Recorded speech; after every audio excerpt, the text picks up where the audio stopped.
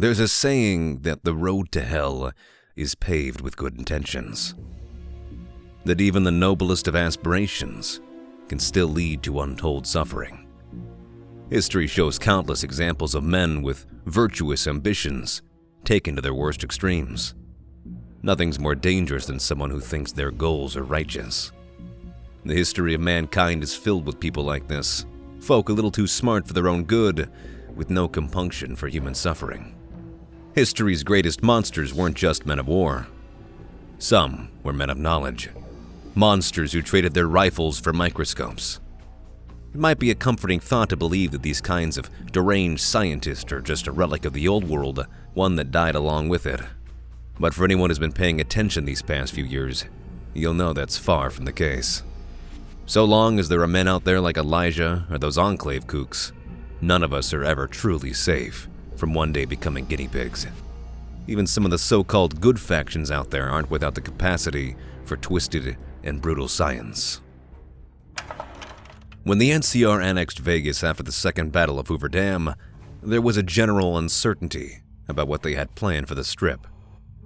While most of the casinos were largely untouched, Vault 21 was quickly repurposed as an impromptu research facility, headed by the Republic's best and brightest. The eggheads there focused on developing improved treatments against radiation sickness, as more and more NCR personnel were dying thanks to irradiated water and dirty bombs. At the head of the project was a man by the name of Edwin Royst and his assistant, Lydia Bernard. Both were geniuses in their own right, scientists willing to go to any extreme to see their goals realized.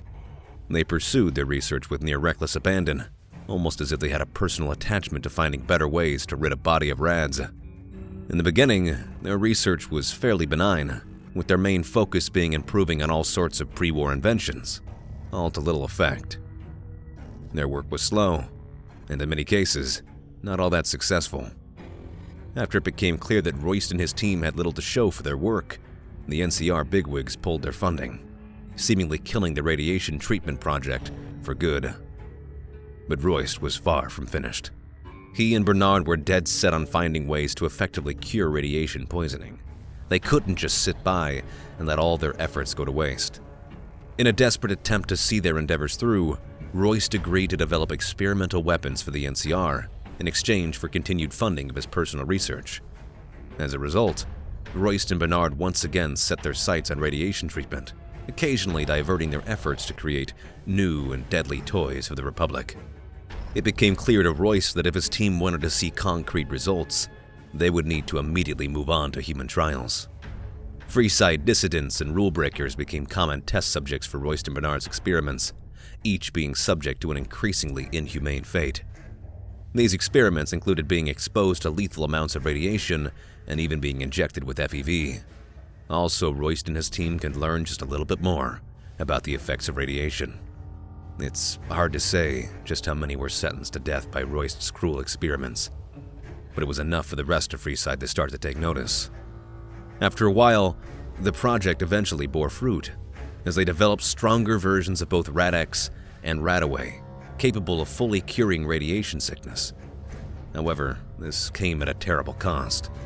While the chems were undoubtedly more effective, they proved to be invariably fatal to human life, killing all who took them shortly after the initial use. Royst and his team weren't deterred, however, and pressed forward with their research.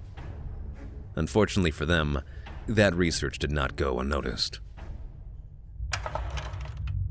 The head janitor for Vault 21 Labs stumbled across Royst's research notes and soon discovered the numerous bodies of past test subjects that had been disposed of underground.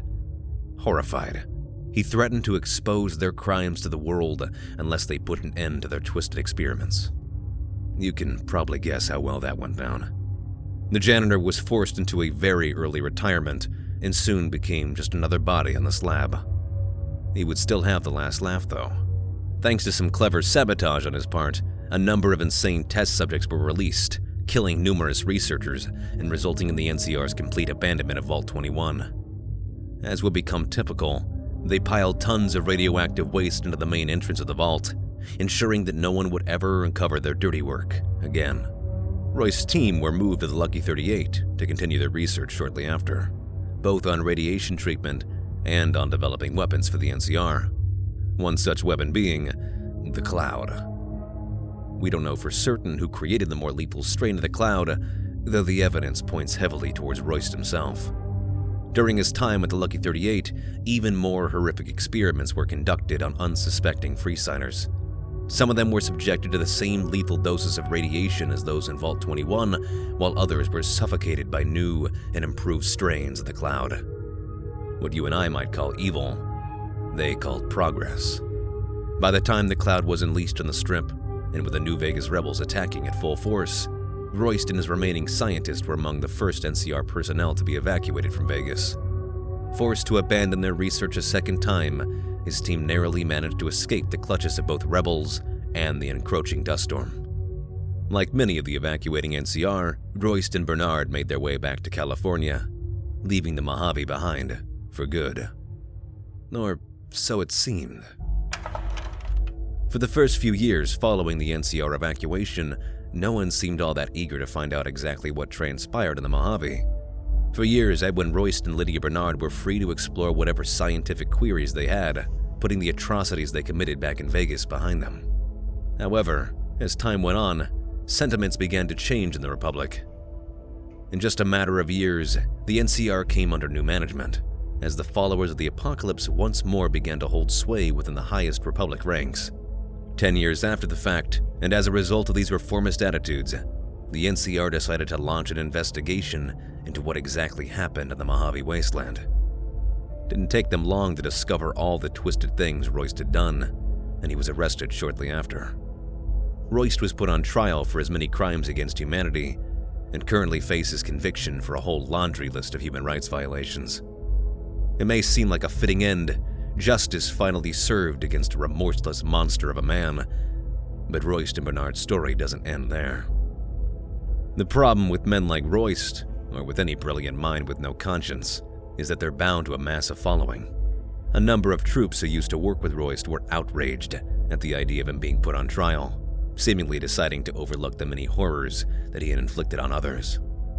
They argued that a mind as brilliant as Royst's could not afford to be locked away or executed, and that his research provided immense value in the future of fighting radiation. Their anger fell on deaf ears, however, as it was clear to those in charge of the Republic that they cared little for the troops' misplaced loyalty. One of the loudest voices calling for Royst's freedom was none other than his old research assistant, Lydia Bernard. Unable to stand by and watch as her old mentor was tried for as many crimes, Lydia set out with a number of NCR deserters back towards the Mojave, in the hopes of finding something that could clear his name. They made their way back to the Mojave only a decade after they left, being able to see firsthand the terrors that their research brought about. Setting up shop at the summit of Black Mountain, Lydia Bernard and her loyal troops endlessly plot to find some way back to the Strip in Lucky 38, hoping to find the precious research they need to clear Royst's name. That's why you'll still come across squads of NCR troopers in the Mojave today, but make no mistake, they stopped serving the bear a long time ago, instead deciding to follow Royst and Bernard down their road to hell. It's hard to imagine they'd find anything that could vindicate Edwin Royst. Seems like Lydia believes concrete proof of their research's benefits will absolve their many sins. Rumor has it that they found out their experimental chems were effective in clearing out the rads from some lake out near Camp Golf. But they've still got a long way to go before they can show anything that could justify Royst's crimes. To this day, Lydia and her goons still plague the Mojave, hoping to one day return to the place they should have left dead and gone years ago. Some people struggle to let go of the past. Maybe if Lydia took a long, hard look at what she's done, she'd realize that Royst is getting exactly what he deserves. But something tells me she doesn't have the capacity for that kind of self-reflection. An old friend once told me that those who cannot remember the past are condemned to repeat it. Lydia and her NCR deserters are a great example of that. Folk too loyal to one man to see all the evil he's done. They're not the first to fit that bill, though. Years ago, a whole different kind of faction followed that mantra, revering a cruel despot the same way Lydia and her troops do today. But if their ending is anything like what's in store for Bernard and her followers, then she'd be wise to take a good long look at the past. But that is a story for another day.